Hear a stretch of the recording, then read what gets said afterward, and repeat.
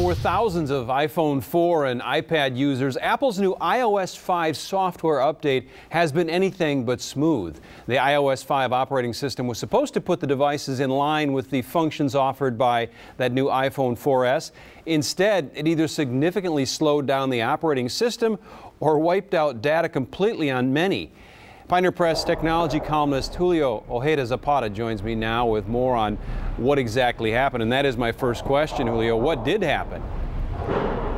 Well, what didn't happen, I spent the better part of yesterday trying to update the iOS operating system on my iPhone, the macOS operating system on my Mac, which is supposed to work with the iPhone. I was supposed to migrate my online services from MobileMe to a new thing called iCloud. I had to do all of these things yesterday, and it took forever because the downloads took an eternity.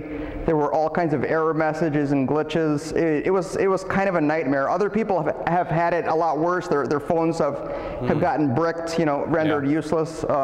There's been a lot of unhappiness. Now, Julio, I consider you the ultimate insider on this technology stuff. I certainly am not. If you had problems, how did they expect people with less sort of tech savviness to be able to do this? Well, what needed to be done isn't really that hard. The problem is Apple's servers yesterday were swamped, so it took 10, 20, 30 times as long. And so my advice is don't do what I did. I'm kind of an early adopter, and I want to do these things right away so that I can write about them. Most average people should probably just wait a day, 2, 3 days. Right. Just wait till the weekend and sort of take your time, because yesterday for me was a complete nightmare. Now, one of our producers was at the Apple store last night, saw a line of people having problems with that software. How many people do we think may have been affected by this?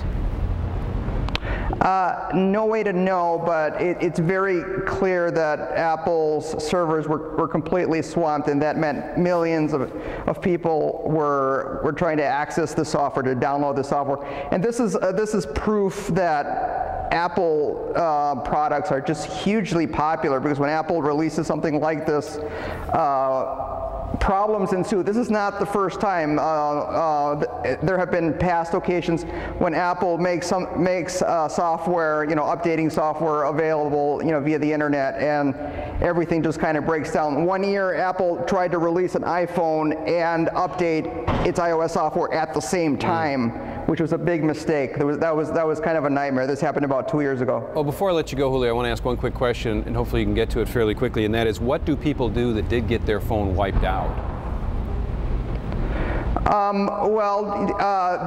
The good news for Apple customers is that there are 5 Apple retail stores in the Twin Cities, and the people who work there are top-notch. They're pros, they're very helpful, they're very consumer-friendly. Just take your device to one of these stores, and they should be able to help you. What often happens is if there's something wrong with your phone that they can't fix, they'll just give you a new phone. Yeah, so that's true. It's simple as that. All right, Julio Ojeda-Zapata, thank you so much for your insight. I appreciate it.